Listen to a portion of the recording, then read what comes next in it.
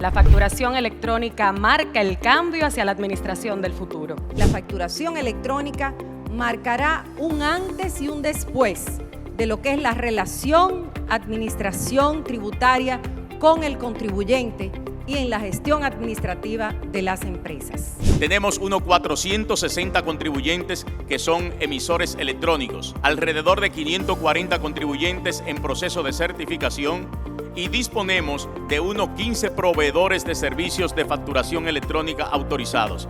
169 millones ya de facturas electrónicas ha recibido la institución. Y son estos proyectos e iniciativas de facilitación los que nos han permitido al día de hoy mostrar resultados extraordinarios en la recaudación. 1.8 billones de pesos ha recaudado la DGI del agosto del 2020 a junio del 2023.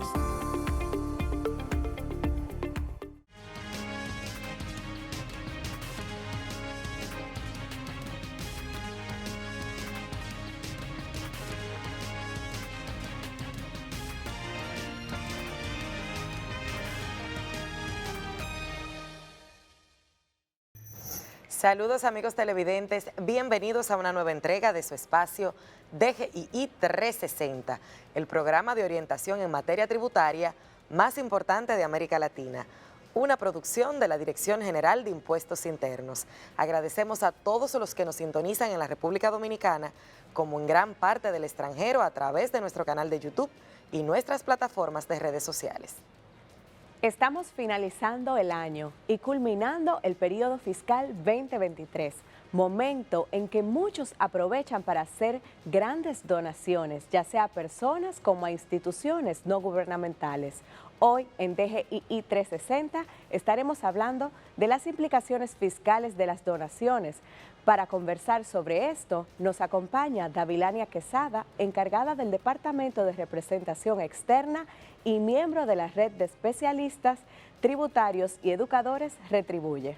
Además nos acompaña Marcia Romero, encargada del Departamento de Litigio Judicial, con quien estaremos conversando sobre las organizaciones no gubernamentales, las cuales pertenecen a un régimen especial con sus deberes formales, obligaciones y exoneraciones fiscales a las cuales pueden acceder.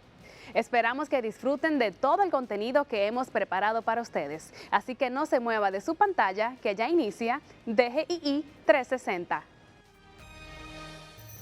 Hoy en DGII 360 nos acompaña Davilania Quesada, encargada del Departamento de Representación Externa y miembro de la Red de Especialistas Tributarios y Educadores Retribuye, quien nos hablará sobre todo lo relacionado a las donaciones y cómo se determina la base imponible para calcular el impuesto a pagar. También nos acompaña Marcia Romero, encargada del Departamento de Litigio Judicial y Retribuye, con quien estaremos conversando sobre el régimen especial que aplica a las asociaciones sin fines de lucro, sus deberes formales, obligaciones y las exoneraciones fiscales a las cuales pueden acceder.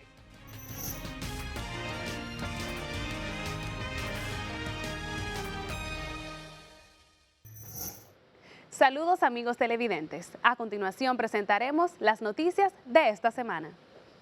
La Dirección General de Impuestos Internos publicó la resolución número 0823 sobre la indexación de los montos específicos del impuesto selectivos al consumo de los cigarrillos y de alcoholes correspondiente al periodo enero-marzo 2024.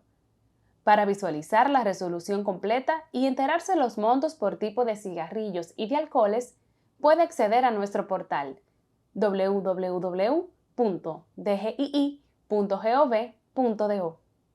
En otro orden, la Comisión de Integridad Gubernamental y Cumplimiento Normativo desarrolló varias capacitaciones a colaboradores sobre el Código de Integridad y Ética de la institución y las normas de antisoborno y de cumplimiento.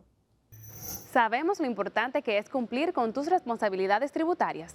Por eso te brindamos la información actualizada que necesitas para que nunca te pierdas ningún plazo. DGII quiere asegurarse de que estés siempre al tanto de las fechas límites para la presentación y pago de tus obligaciones. El martes 20 de diciembre es la fecha límite para el pago de Impuestos sobre transferencias de bienes industrializados y servicios, ITEVIS, impuesto selectivo al consumo, ISC, de productos del alcohol, del tabaco, de telecomunicaciones, de seguros y otros bienes gravados con este impuesto. Para el jueves 21 de diciembre debemos realizar el pago de impuesto a los hidrocarburos, contribución de GLP, mientras que el viernes 22 es la fecha límite para el pago de impuesto de cheques y transferencias electrónicas, ITEVIS retenidos por las compañías de adquirencia, impuesto único a bancas de lotería, impuesto único bancas de apuestas.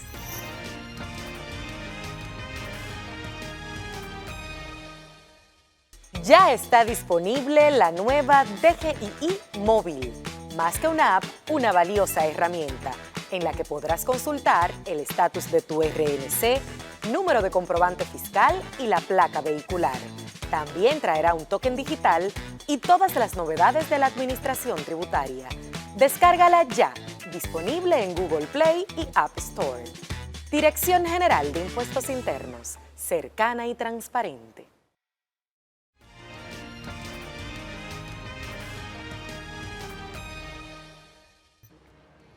Continuamos con su programa DGII 360, a propósito de que termine el año y con él culmina el periodo fiscal. Personas e instituciones realizan donaciones que podrían estar sujetas al pago de un impuesto. Hoy en DGII 360 estaremos hablando de todo lo relacionado a este tipo de transacciones y cómo lo maneja la Administración Tributaria. Y para iniciar este primer bloque de entrevista, nos acompaña Davilania Quesada, encargada del Departamento de Representación Externa y miembro de la Red de Especialistas Tributarios y Educadores Retribuye, con quien estaremos hablando de tan importante tema. Bienvenida, Davilania, a DGII 360. Muchísimas gracias, de verdad que es todo un honor para mí volver a estar nuevamente acá con ustedes en este escenario. Y nosotros felices de poder edificar a todo el público que sigue DGII 360. Y como decíamos en la introducción, estamos llegando ya a la recta final de este año y precisamente en esta temporada de fin de año, en esta temporada navideña, pues se realizan muchas donaciones por diferentes razones. Y en ese sentido nos gustaría iniciar esta conversación pidiéndonos que pues nos puntualices qué es exactamente el impuesto a las sucesiones y donaciones en la República Dominicana. Muy bien, bueno. En principio me gustaría hablar de las similitudes que hay entre ambas figuras. El impuesto o la sucesión y la donación está prevista por el Código Civil Dominicano con las diferentes casuísticas que se pueden presentar en torno a ambas figuras. Tienen como punto en común de igual forma que el tratamiento fiscal que se hace respecto de ambas figuras está contenido en la Ley 2569 y evidentemente está íntimamente vinculado a las disposiciones que están contenidas en el Código Tributario Dominicano. De igual forma, otro de los puntos comunes que hay entre ambas figuras es que ambas tratan de la transferencia o transmisión de bienes muebles e inmuebles. De igual forma puede producirse en el caso de las donaciones la transmisión de fondos. En el caso, por ejemplo, del impuesto a la sucesión o de la sucesión, esta tiene un punto de partida imprevisible, evidentemente, porque se trata exclusivamente de un evento que no puede preverse en el tiempo, pero que debe acontecer, que es el fallecimiento del causante de esa sucesión. Y pues que genera la necesidad de que surja ese sucesor hereditario o ese sucesor jurídico en calidad de heredero, de sucesor o legatario, para que ocupe el lugar en el patrimonio del fallecido. Entonces, al momento del fallecimiento, pues nace la obligación tributaria. ¿Cómo llegamos a estar involucrados en el pago de dicha obligación? Pues lo hacemos de dos formas, como una sucesión legal o una sucesión testamentaria. ¿Cuándo es legal? Cuando es directa, o sea, el fallecimiento del padre o de la madre genera que los hijos pasen a ser sucesores jurídicos y pues reciben el patrimonio del fallecido, esos bienes relictos que se liquidan dentro de lo que es el impuesto sobre sucesiones. Davilania, un paréntesis en ese punto. Vemos que en otros países la gente le deja su fortuna a una mascota, a alguien del servicio doméstico, pero eso al parecer no forma parte de nuestra cultura y tal vez no está del todo contemplado en nuestras leyes. ¿Cómo funciona el sistema jurídico dominicano en torno a esa sucesión cuando queremos a través de un testamento beneficiar a alguien que no es un heredero directo? Bueno, el Código Civil Dominicano hace referencia a ciertas limitaciones que tenemos en torno a nuestro patrimonio. El Código Civil establece que cuando una persona tiene hijos, o sea, debe tener una reserva hereditaria. Si usted tiene un hijo, no puede disponer, tan solo puede disponer del 50% de sus bienes. Si tiene 2 hijos, puede disponer de la tercera parte. Si tiene 4 hijos, así sucesivamente, el Código Civil establece limitaciones para la disposición en vida de los bienes a través de un testamento. De igual forma, el testamento puede involucrar, por ejemplo, que haya una distribución de los bienes. Es decir, que no lleguemos todos los que somos sucesores a formar parte de ese patrimonio en la misma proporción. Por tanto, una persona puede tomar la decisión de que, por ejemplo, nosotras 3 vamos a ocupar posiciones distintas en cuanto a la proporcionalidad del beneficio del patrimonio de una persona. De acuerdo, pero ya enfocándonos un poquito más en las donaciones, por otro lado, ¿cómo se prepara una persona para recibir una donación? ¿Qué debe hacer? Bien, en principio pues quiero continuar con el tema de diferenciar, ¿no?, el impuesto sobre sucesiones y el impuesto de donaciones. Una donación es la transmisión entre vivos, con el consentimiento de ambas partes, de que una persona que es el donante, que es quien se desprende de manera voluntaria por temas de caridad, por temas de solidaridad y afecto, de un bien, mueble, inmueble, una cosa o fondos, que la transfiere a otra persona que consiente recibir esa donación. Esta persona se llama donatario o beneficiario de la donación. Entonces, ¿cómo se prepara una persona para ello? Bueno, previendo lo que hablábamos en un principio de cuál es el límite de la disponibilidad para transferir por medio de una donación sus bienes, y se hace a través de un acto o un contrato de donación, en el cual pues se especifica, se describe quién es la persona que está donando el bien, quién va a recibir el bien en calidad de donatario, que de conformidad con la ley 2569 en su artículo 16, quien tiene la obligación del pago del impuesto sobre donaciones es el donatario, es decir, quien recibe. No obstante, dentro de ese propio contrato, dentro de ese propio acto de donación, pueden disponer las partes, pueden consentir las partes de que quien va a cargar, quien va a asumir el costo que implica, ¿no?, el pago del impuesto sobre sucesiones, que en nuestro país es de un 27%, que es el mismo del impuesto sobre la renta, de acuerdo como lo dispone el artículo 41 de la ley 253/12, la cual hace referencia a que se va a aplicar por concepto de tasa del impuesto sobre donaciones la misma que opere o esté vigente respecto del impuesto sobre la renta.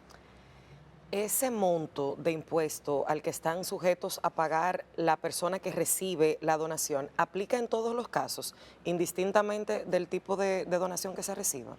Realmente no aplica en todos los casos, porque la ley establece, la ley 2569 establece ciertas exenciones para la aplicación o el pago del impuesto sobre donaciones. En principio, la donación está exenta al momento de que una entidad, por ejemplo, por poner un ejemplo, le realice una donación a una institución sin fin de lucro, a instituciones que son de beneficio social, caritativas, científicas, educativas. Esta donación está exenta del pago de ese 27% por concepto de impuesto de donaciones. De igual forma, las donaciones que se hagan para crear o fomentar bienes de familia están exentas. Y bueno, y una tercera exención es aquella que pues se contempla para la transferencia de valor de 500 pesos, o sea, igual o inferior a 500 pesos. En esos casos establecidos de manera puntual por la ley, no existe, o sea, no hay la obligatoriedad del pago del impuesto sobre donaciones. En este mismo orden de idea, entonces, ¿cuáles tipos de bienes activos pueden estar sujetos de este impuesto? Entonces, en ese caso, los bienes muebles, inmuebles, fondos que también son transferidos, cuotas sociales también son transferidas y entran a formar parte dentro de la aplicabilidad del impuesto sobre donaciones. En esta época, tal como mencionabas, pues se generan regalos por parte de las empresas. Sin embargo, el Código Tributario establece una especie de límite para que se suscite ese tipo de donaciones que pueda ser deducible del impuesto sobre la renta. Y es que las entidades jurídicas o las personas físicas tienen hasta un 5% de la renta neta imponible disponible para donar y sujeta a la no aplicabilidad del impuesto sobre la renta. Sin embargo, es preciso aclarar que si dichas donaciones sobrepasan de este 5%, este límite que está establecido por la ley, la diferencia a partir de ese 5% está sujeta al pago del impuesto sobre la renta. Me gustaría que ampliaras un poco más, digamos que la forma como se calcula la base imponible para el impuesto. Bueno, la institución toma en consideración el valor del inmueble, el valor real, ¿verdad? Verifica esa verdad material en torno a lo que está siendo transferido a través de una donación y pues aplica el impuesto correspondiente. Es bueno allí tomar la idea de informar cuáles son los requisitos que se toman en consideración para la presentación de esa declaración de donación. Los ciudadanos en sentido general pueden descargar a través de la oficina virtual el formulario SD3 y sus anexos. Este formulario debe estar debidamente firmado, notariado y sellado y presentado en original y copias a la administración local que le corresponda al domicilio del donatario, es decir, de quien recibe la donación. Esto lo debe de acompañar de sus documentos de identificación personal, en el caso de que se trate de dos personas físicas. En el caso de que haya algún tipo de familiaridad entre las partes, deben de presentar el acta de nacimiento. De igual forma, deben presentar el acta de asamblea en el caso de que quien realice la donación, por ejemplo, de un bien inmueble o de un vehículo, por ejemplo, sea una entidad comercial. Debe presentar el acta de asamblea que autoriza a dicha empresa a donar ese bien. Debe de igual forma presentar el documento de identificación personal del presidente o gerente que aparece autorizado en esta acta de asamblea para firmar la donación. Asimismo, debe de presentar el documento que avala la titularidad o propiedad de quien está donando el bien. Esto se presenta en la administración local que corresponde al donatario, como he informado, y a partir de allí la institución evalúa la documentación que está siendo presentada y realiza la valoración del bien que está siendo objeto de donación a los fines de aplicar el impuesto correspondiente. Se otorga, es preciso también resaltar que posterior a la realización del acto de donación se tiene un periodo de 30 días para presentar y declarar esto ante la Dirección General de Impuestos Internos y al momento en que se emite el pliego se le otorgan 30 días para el pago del impuesto determinado. Davilania, ¿una persona física puede donar cualquier monto? ¿O cómo se maneja esto? ¿Hay algún tipo de límite de lo que una entidad comercial, una empresa puede donar? El Código Civil establece esta limitación. Las entidades jurídicas, después que presenten su declaración jurada del impuesto sobre la renta, que deducen costos, gastos, que compensan pérdidas, esa renta neta imponible que surge de esa operación contable, pues tan solo puede disponer de un 5% de esa renta neta imponible para donaciones. ¿Sí? Claro está, puede donar cualquier monto si está dentro de esto. Ese 5% que está delimitado por ley está sujeto a que pueda ser deducible del impuesto sobre la renta. Puntualizar que si esa donación sobrepasa de ese 5% de la renta neta imponible, pues evidentemente va a estar sujeta a esa diferencia que surge después de ese 5% a realizar el pago del impuesto sobre la renta correspondiente. En el caso de los vehículos, ¿se considera también donación? Porque tal vez es más común el tema de quédate tú con la guagua o vamos a comprarle a fulano un camión o un motor para que se ponga a trabajar dentro del ambiente familiar. En el caso de los vehículos, ¿aplican como donación? Sí, es una donación, pero hay que ver el ejemplo en sentido general. Hay personas que dicen, mira, me regalaron un vehículo, pero realmente en la titularidad de ese vehículo, ¿no? En la matrícula, pues no aparece la persona que tiene el beneficio del uso bien. Pero en el caso de que una persona le done, le regale a otra persona, evidentemente es una donación, porque no ha habido por parte de quien aparece como titular del derecho, no ha habido una erogación de dinero para el pago de ese vehículo. Entonces, si un pretendiente o un padre quiere comprarle un vehículo o traspasarle un vehículo a un hijo, a un compañero sentimental, en medio de este proceso para hacer ese traspaso estaría sujeto al pago del impuesto de donación. Sí, recuerda que en principio hablamos de que hay una presunción de donación cuando, por ejemplo, se presenta un acto de venta, porque en algún momento ese bien tiene que estar a nombre de la persona que lo va a disfrutar, ¿no? De ese que recibe el bien como beneficiario. Imagina que le regales a tu hijo o que tu padre te regale un vehículo. Entonces, al momento de tú presentar para tú transferir ese vehículo, ¿qué vas a llevar a la institución? Vas a llevar un acto de venta, entonces va a surgir allí la presunción de donación y evidentemente no va a haber forma de cómo demostrar por la parte del donatario, de quien recibe ese vehículo, no hay forma de cómo demostrar documentalmente hablando de que ciertamente ha habido una erogación de dinero, de que tiene tal vez la solvencia económica para hacer el pago, la demostración de esa salida de transferencia bancaria, por ejemplo, para la adquisición de ese vehículo. Entonces ciertamente allí hay una donación. ¿Qué recomendaciones, Davilania, les darías a las personas que de manera eficiente quieren realizar una donación? ¿Cómo deben organizarse? ¿Qué documentos deben tener siempre a mano para que sea de manera eficiente? En el caso de las entidades comerciales, pues los contadores y financieros hacen una labor de planificación bastante importante y pues ciertamente delimitar para no tener que asumir costos mayúsculos, ¿no? Por el pago de ese 27% del impuesto sobre la renta, pues delimitar sus donaciones a ese 5% que la ley le permite, que puede ser incluso deducible del impuesto sobre la renta. Eso es una buena planificación fiscal a los fines de poder asumir o poder beneficiar a otros con el cual la empresa se sienta identificada con la naturaleza, por ejemplo, de una institución sin fin de lucro.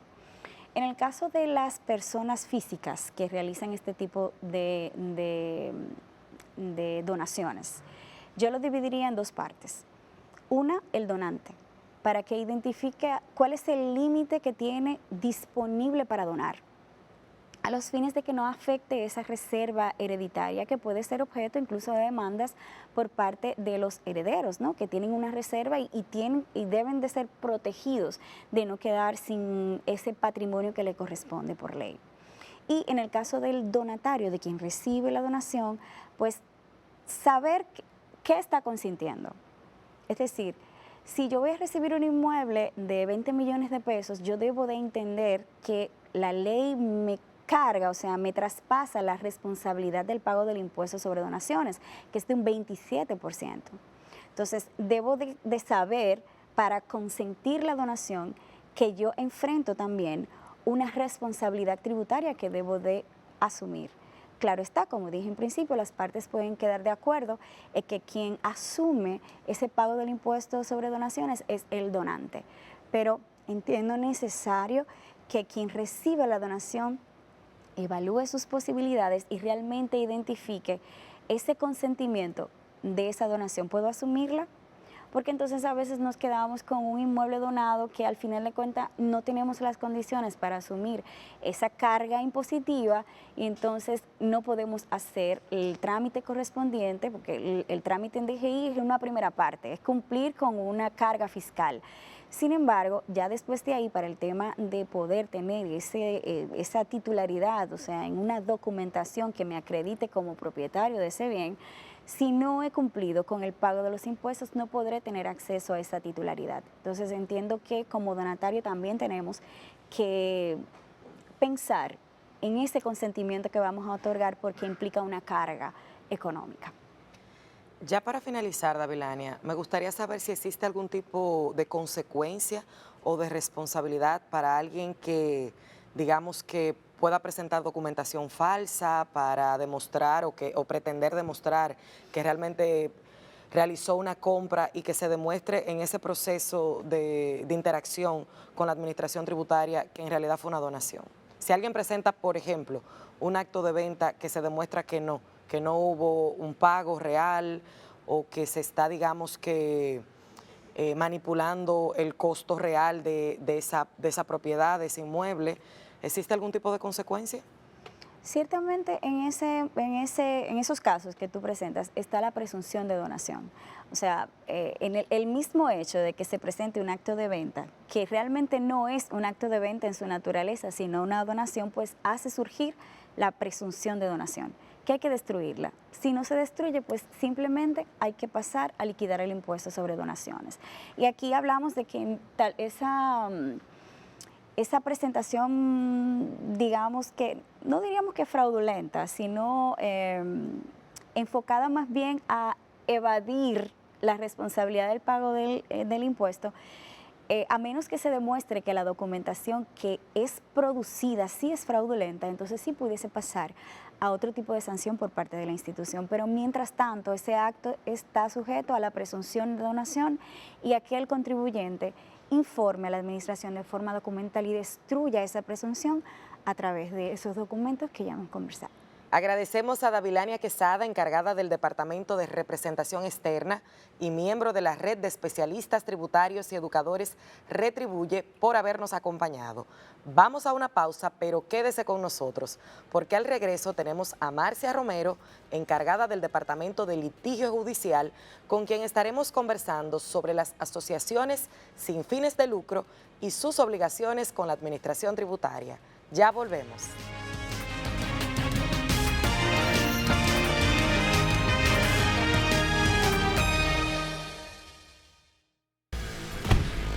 Pero mi amor, ¿y qué pasa? El malvete se vence mañana. Tranquilo, yo siempre estoy pendiente de ustedes. Pero mi amor, ¿y qué haríamos nosotros sin ti? Desde el 17 de octubre al 31 de enero renueva tu marbete. Visita nuestra página web o descarga la app. También puedes ir a las instituciones financieras autorizadas. Que nada te detenga. Renueva a tiempo. Dirección General de Impuestos Internos. Cercana y transparente.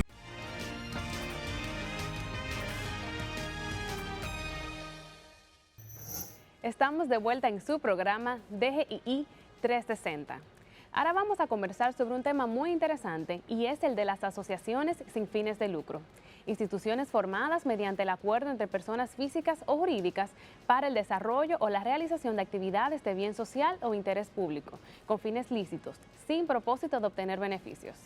Estas organizaciones también tienen obligaciones con la administración tributaria y para hablarnos sobre esto tenemos en nuestros estudios a Marcia Romero, encargada del Departamento de Litigio Judicial y también miembro de la Red de Especialistas Tributarios y Educadores Retribuye.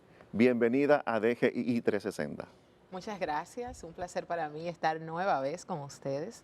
Sí, es un espacio que nos permite mostrarle a los contribuyentes todas las herramientas necesarias para que puedan cumplir de manera oportuna sus deberes formales. Gracias por estar aquí. Y para iniciar esta conversación nos gustaría que nos explicara en qué consiste este régimen especial de tributario para las ONG en República Dominicana. Bueno, la ley 122-05 es la ley que regula lo que son las asociaciones sin fines de lucro. También está el reglamento 40-08, que es el marco legal primario de todo lo que tiene que ver con las sin fines de lucro. De cara al tema impositivo, ambas normativas establecen la 122-05 en el artículo 50 en adelante y su reglamento en el 160 en adelante, establece todo lo que es el régimen tributario respecto de las sin fines de lucro. Pero no podemos dejar de mencionar lo que es la ley 1192 que instituye el Código Tributario y que en su artículo 50 habla de los deberes formales de los contribuyentes y otras normativas más que la propia administración tributaria, haciendo uso de su facultad normativa, ha dictado, como lo es la norma 0102 que regula lo que son aquellos bienes o servicios que prestan las asociaciones sin fines de lucro y que están alcanzadas con el ITEVIS. De igual forma está la norma 01-2011 que habla respecto de las actividades que pudieran estar alcanzadas y las obligaciones fiscales que pudieran devenir de esos hechos generadores de obligación tributaria de las sin fines de lucro, que pudiéramos hablar allí de renta, de ITEVIS y de otros impuestos u obligaciones. Y para que una ONG pueda registrarse ante la Dirección General de Impuestos Internos, ¿cuál es ese proceso que debe de seguir y los documentos que debe de presentar para dicho registro? Bien, sabemos que en inicios las asociaciones sin fines de lucro, para poderse incorporar y registrar, deben de realizar una serie de documentos legales y que son aprobados y regulados en principio por lo que es la Procuraduría. Pero luego de que ellos ya tienen esa habilitación, esa autorización, esas resoluciones, esas certificaciones que son de competencia de otras entidades, no así de la Dirección General de Impuestos Internos, entonces ellas deben de pasar por la administración y depositar lo que es el formulario RC02. Es un formulario para la inscripción al Registro Nacional de Contribuyentes y en esa inscripción deben de anexar todos esos documentos legales que dieron lugar a la inscripción y a la habilitación y autorización de las sin fines de lucro. El nombre de ONAPI, las resoluciones donde está el Consejo de las sin fines de lucro, la certificación emitida por la Procuraduría, todas esas informaciones para que la Administración Tributaria pues entonces inicie la verificación y otorgue el Registro Nacional de Contribuyentes. Ya una vez agotado el proceso y formalizada una ONG, ¿cuáles serían aquellos deberes formales y obligaciones fiscales a los que está vinculada una ONG? Bueno, los deberes formales en principio de las sin fines de lucro va en relación a su actividad para la cual fue dispuesta, porque es importante indicar que si bien es cierto, la misma ley 122-05 exonera a las sin fines de lucro de cualquier pago de impuestos, de tasas, de contribuciones especiales, y la misma ley es precisa al decir aquellas que son presentes o aquellas futuras. Pero las sin fines de lucro tienen un objeto. Muchas veces las sin fines de lucro realizan otras actividades más allá de aquellas para las que fueron debidamente habilitadas y autorizadas. Y ahí viene entonces el conjunto de obligaciones fiscales. En principio, le voy a presentar el escenario de una sin fin de lucro que se limita a realizar esa actividad para la que fue habilitada. Debe presentar una declaración informativa anual a más tardar 120 días después de su fecha de cierre, porque recordemos que las personas jurídicas tienen hasta 4 opciones de fecha de cierre. 120 días para una declaración informativa. Y luego entonces también tienen que tener una contabilidad organizada. Es muy importante porque aunque yo no emito actividades grabadas con impuestos, pero sí recibo ingresos, sí tengo gastos, sí recibo donaciones. Entonces debo de tener una contabilidad organizada. Debo facilitar la inspección que puedan realizar los funcionarios de la Administración Tributaria. Y esa inspección evidentemente va a dar lugar a ver si los deberes formales están siendo o no cumplidos por las sin fines de lucro. Debo entonces emitir comprobantes, y aquí paso a al otro escenario de esa sin fin de lucro que además de su actividad propia realiza otras actividades, pues ella deberá emitir comprobantes fiscales. Y yo siempre pongo el siguiente ejemplo. Si tenemos una sin fin de lucro que se dedica a ayudar a los jóvenes para que salgan de las calles y vengan y los incorporan en una actividad deportiva para que puedan desarrollar esas habilidades que tienen los jóvenes de nuestro país, pero a su vez esa sin fin de lucro ha decidido poner una tienda donde vende esos uniformes que utiliza para esas actividades deportivas, donde vende pelotas, donde vende cualquier bien que esté grabado con el ITEVIS. Esos ingresos que obtiene esa sin fin de lucro de esa tienda que ha puesto está alcanzado con todas las demás obligaciones fiscales. Si pudiéramos hablar de un sinfín de obligaciones que pudieran devenir. O sea que hay que ver si esa sin fines de lucro se limita a realizar única y exclusivamente aquella actividad para la que fue habilitada, o si a la par también realiza obligaciones, hechos generadores de obligaciones fiscales que sí dan al traste al pago de un impuesto. Marcia, mencionaste hace un momento la ley 122-05, su artículo 50, donde da las exenciones fiscales presentes y futuras. ¿Podríamos darnos ejemplos de esas exenciones que son los beneficios fiscales que reciben las ONG?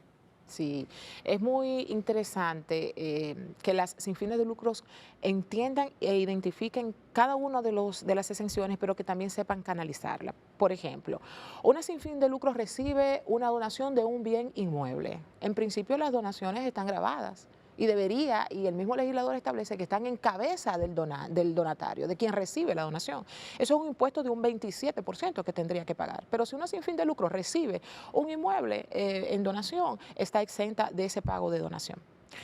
Si una sin fin de lucro tiene que poner un letrero por decir algo que no es competencia de la administración, pero sí del ayuntamiento, y tiene que pagar una tasa por servicio o una contribución, está exenta. Si va a registrar un nombre, estaría exento. De cara a la administración tributaria, está exento del ITEVIS cuando compra bienes grabados con ITEVIS, está exento del impuesto sobre la renta, está exento del impuesto de los anticipos que pagan las personas jurídicas, que deben de pagar 12 meses de anticipo de acuerdo al impuesto liquidado en el impuesto sobre la renta. O sea, hay diversas exenciones fiscales que las sin fines de lucro están exentas. ¿Existe alguna limitación en cuanto a todas esas exoneraciones? Bueno, como bien decía, si la administración detecta que la sin fin de lucro está realizando actividades gravadas, pues inmediatamente esa sin fin de lucro va a tener que presentar una declaración jurada de renta del impuesto sobre la renta. A la par también deberá presentar su declaración informativa de sin fin de lucro. Entonces, esa exención que la administración aplica conforme a lo que ya el legislador ha dado, está limitada a que tú realices sin fines de lucro tu actividad. Si realizas otras, deberás pagar impuestos sobre la renta. Deberás pagar el anticipo que corresponda de esa declaración del impuesto sobre la renta.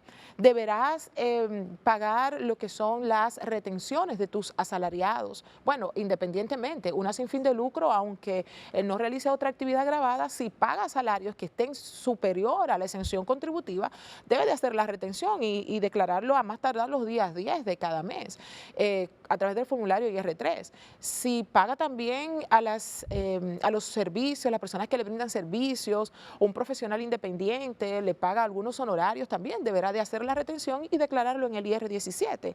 Entonces, esas limitaciones en esas exenciones se van a desbordar cuando esa sin fin de lucro deje de hacer su actividad primaria e inicie realizando actividades gravadas. Ahí las exenciones entonces se van a parar y va a nacer la obligación, como si fuese una una empresa jurídica conforme a la ley 479-08, va a tener que realizar todas las obligaciones propias. E incluso, como decíamos hace un momento, emitir comprobantes fiscales. Deberá emitir todo tipo de comprobante fiscal dependiendo del cliente al que esa sin fin de lucro le transfiera el bien o le preste servicio. E incluso tenemos la norma 01-02 que hablábamos hace un momento, donde esa norma establece de que cualquier persona jurídica que reciba un servicio de la sin fin de lucro, ya sea de publicidad o cualquier otro servicio grabado, es obligación de esa persona jurídica hacerle la retención a las sin fines de lucro del 100% del impuesto. Es una obligación tácita. Y si nos vamos a la norma 0111, vamos a encontrar un sinfín también de obligaciones que deberán desbordar, y podríamos decir que van a desbordar esa exención primaria que el legislador ha dado. Bien, nos gustaría que retomáramos ahí mismo el tema de las obligaciones que tienen que cumplir las sin fines de lucro o las ONG. ¿Podrías, por favor, repetir cuáles son esas obligaciones que tienen que cumplirlas de manera continua en el momento que se presenta la operación? Una operación grabada. Por supuesto. Excelente. En principio la declaración, como decía, y la emisión de comprobante ya lo he mencionado. Como toqué la norma 0111, me voy a limitar a presentar algunos escenarios. Hay eventos que realizan personas jurídicas domiciliadas en la República Dominicana. Si esa persona jurídica presta su local, su domicilio, su negocio, su establecimiento para que una sin fin de lucro realice una actividad, es obligación de las sin fines de lucro informar a la Dirección General de Impuestos Internos de que va a realizar esa actividad. Y es obligación de esa persona jurídica, esa SRL, esa IRL, esa SA, exigirle a la sin fin de lucro que le entregue la constancia de puesta de conocimiento a la administración de que esa actividad será realizada. Esa misma norma establece de que a falta de esto, entonces, esa persona jurídica que prestó su establecimiento para esa actividad pudiera estar obligada y sujeta al pago de cualquier impuesto que esté pendiente y que pudiera devenir de esa actividad realizada.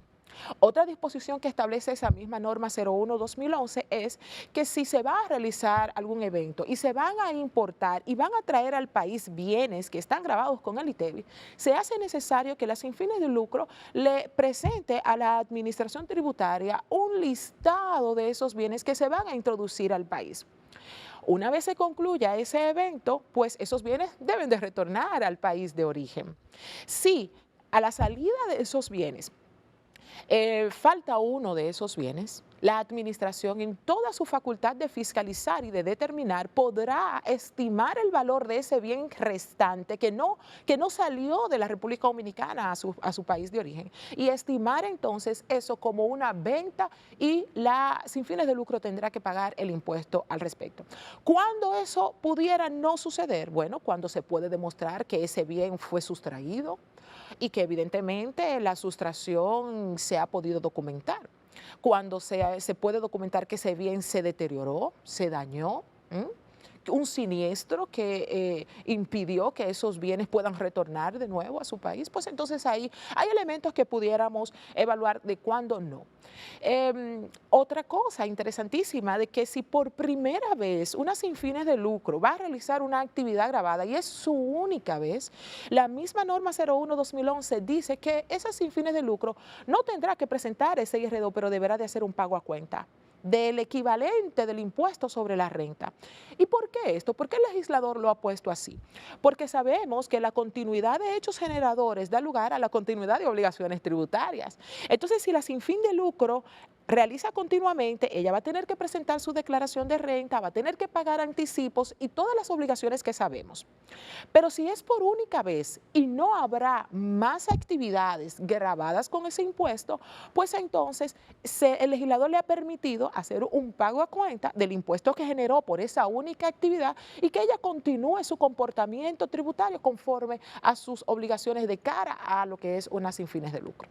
¿Y cómo se realizaría la declaración de impuestos de una ONG o sin fin de lucro dentro de su régimen especial como resultado de sus actividades propias de la naturaleza que tienen este tipo de instituciones? Bien, es una declaración informativa, es una declaración que, como bien dije, tiene varios anexos y es una declaración donde la sin fines de lucro le informa a la administración tributaria los ingresos que ha tenido por concepto de donación, sea donaciones de la República Dominicana o donaciones internacionales, o algunas entidades tienen asignaciones presupuestarias también.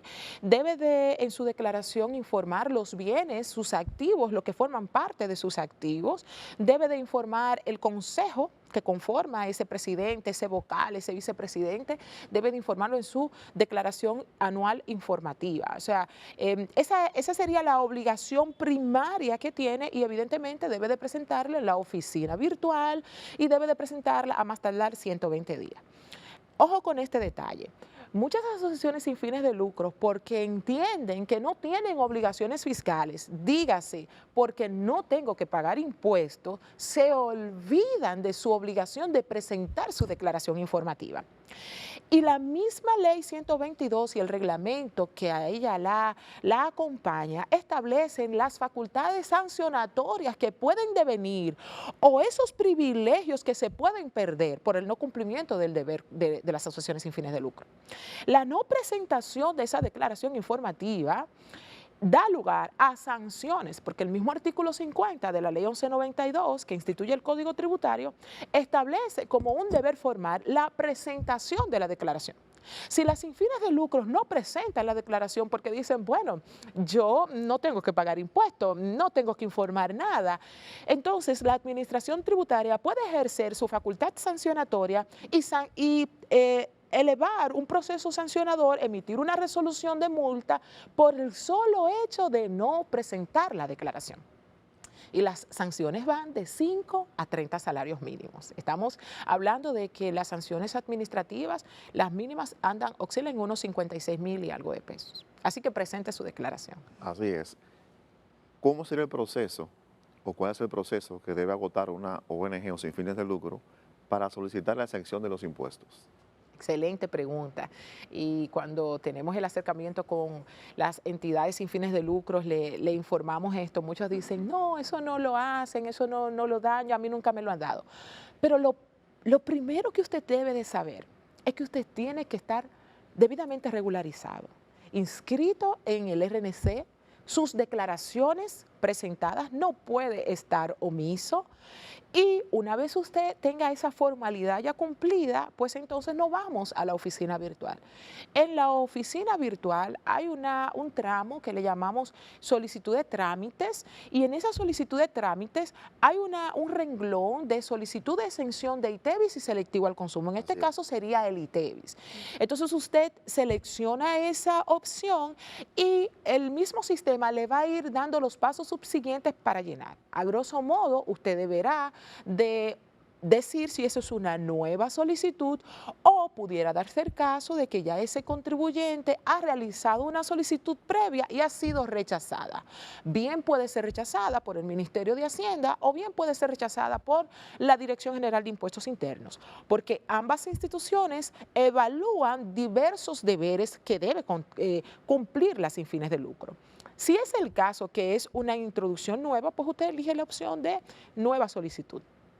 Pero si es que usted va a reintroducir una solicitud que previamente ya le fue rechazada, y si fue rechazada por el Ministerio de Hacienda, usted asimismo debe de seleccionar la opción de reintroducción MH, que significa Ministerio de Hacienda, o reintroducción DGI si quien le rechazó la solicitud es la Dirección General de Impuestos Internos. Allí entonces le pide el número de solicitud anterior, si es una reintroducción, le pide la factura pro forma del proveedor al que usted le va a comprar el bien, que usted está solicitando la exención, le va a pedir los datos de ese proveedor. Si hay algún representante que está haciendo la solicitud, también debe suministrar los datos.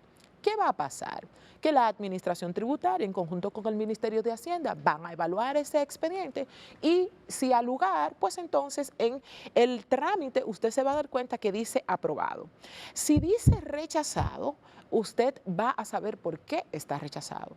De cara a la administración, que es nuestra competencia, usted puede ser rechazado, ya lo hemos dicho, porque está omiso, porque tiene reportes de terceros, que usted ha realizado actividades y los terceros lo han reportado y usted tiene la obligación de declarar un IR2, y la administración le va a dar esas informaciones. Usted regula esas informaciones y puede reintroducir nueva vez la solicitud de exención de ITEVIS.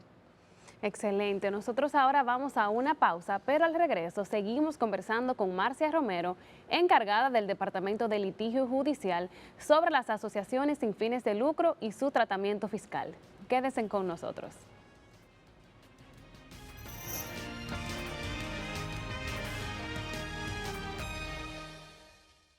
Ya está disponible la nueva DGII Móvil. Más que una app, una valiosa herramienta en la que podrás consultar el estatus de tu RNC, número de comprobante fiscal y la placa vehicular. También traerá un token digital y todas las novedades de la Administración Tributaria. Descárgala ya, disponible en Google Play y App Store. Dirección General de Impuestos Internos, cercana y transparente.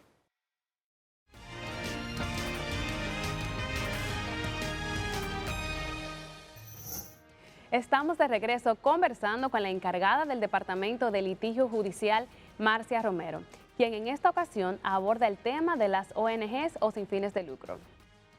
Marcia, ya hemos conversado mucho sobre las exenciones, esos beneficios fiscales que tienen las ONG, pero nos gustaría saber, para los donantes, ¿existe algún beneficio o restricciones respecto a las donaciones que realizan?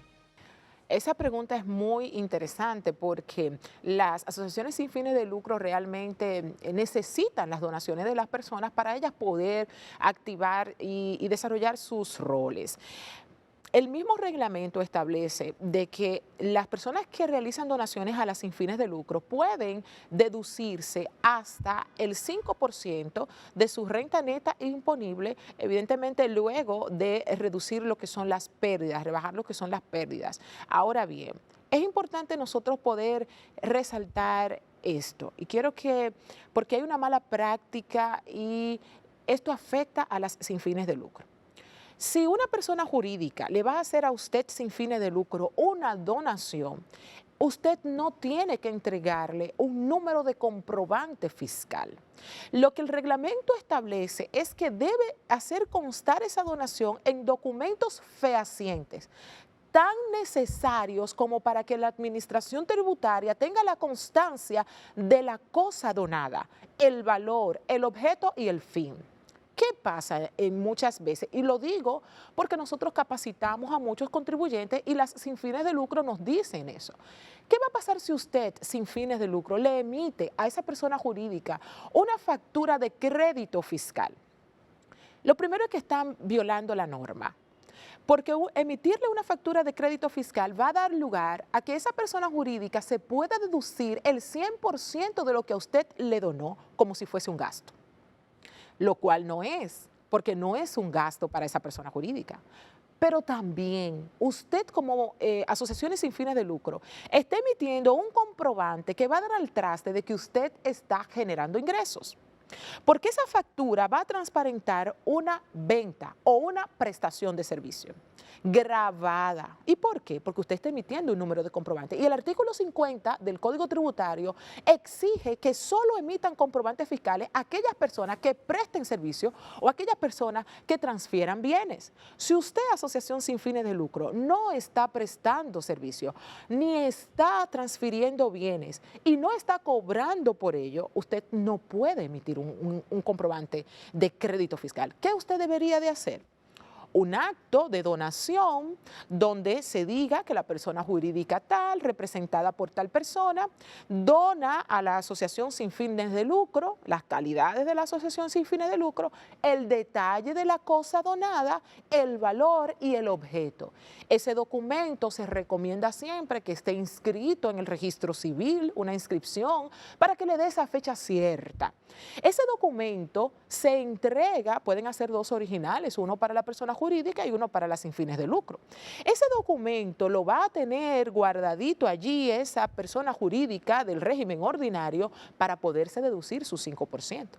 Y cuando sea fiscalizada por la administración tributaria, será un documento suficiente para que la administración pueda validar que efectivamente esa deducción de ese IR2, de esa declaración de renta que presentan las personas jurídicas ordinarias, está debidamente sustentado. Y para usted, asociación sin fines de lucro, será tan suficiente para usted transparentar en su declaración informativa ese ingreso donado. Si usted, y quiero hacer mucho hincapié en eso, si usted, asociación sin fines de lucro, emite una factura con número de comprobante fiscal, usted va a tener reportes de terceros, va a tener que declarar un IR2, va a tener que pagar anticipo, va a tener que enviar formatos 606 y 607. Va a tener unas obligaciones que no son de su naturaleza y mucho menos han sido producto de esa donación, porque esto tiene otro efecto. Es importante que lo tengan en cuenta. Acabas de mencionar el incentivo del 5% para el donante. ¿Cómo se aplica esto en la declaración de impuestos de esta persona jurídica o física que está haciendo esta donación?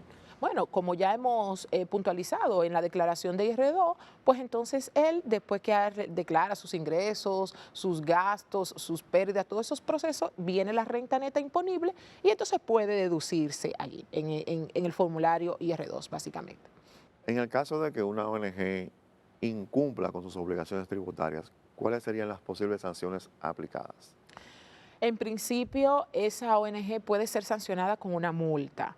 Una multa que, como ya dije, va de 5 a 30 salarios. Por eso lo hecho de no presentar la declaración o no facilitar una inspección, que son de esos deberes primarios que tienen las sin fines de lucro. Pero también una sin fin de lucro puede perder el privilegio que se le ha otorgado, que el legislador le ha otorgado. Esas concesiones, esos privilegios, esa asignación presupuestaria. Puede incluso ser perseguida porque no sabemos también si dentro de ese incumplimiento es para cubrir algún proceso que pudiera dar el traste a una persecución de otro tipo más allá del administrativo, pudiera ser un tipo penal. O sea que pudiera ser cerrada, pudiera perder lo que son sus privilegios. El RNC también puede ser suspendido. Sabemos que hay normas claras en nuestra administración tributaria que habla de la obligación de los contribuyentes de mantener activo el RNC y que pudiera también dar lugar a que esa omisión constante de la ONG en su presentación de sus declaraciones dar al traste a que se suspenda su RNC. O sea que lo importante es presentar sus declaraciones a tiempo oportuno. Y créanos que la administración tributaria está de la mano con las sin fines de lucro. Capacitamos muchos contribuyentes para poderle orientar. Y si en algún momento usted maneja una sin fin de lucro y usted tiene la necesidad de ser capacitado, pues puede contactar a la administración tributaria a través de sus redes sociales y la administración con todo gusto se va a trasladar a capacitarlo a usted y al personal que les ayuda. Excelentes recomendaciones finales para esta entrevista. Así que muchas gracias a Marcia Romero, encargada del Departamento de Litigio Judicial y miembro de la Red de Especialistas Tributarios y Educadores Retribuye, por acompañarnos y estar aquí con nosotros. Ahora vamos a una pausa y regresamos con más contenido en DGII 360.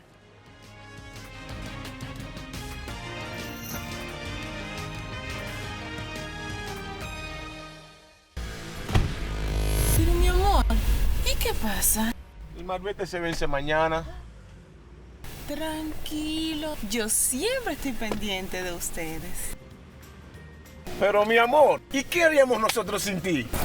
Desde el 17 de octubre al 31 de enero renueva tu marbete. Visita nuestra página web o descarga la app. También puedes ir a las instituciones financieras autorizadas. Que nada te detenga. Renueva a tiempo. Dirección General de Impuestos Internos. Cercana y transparente.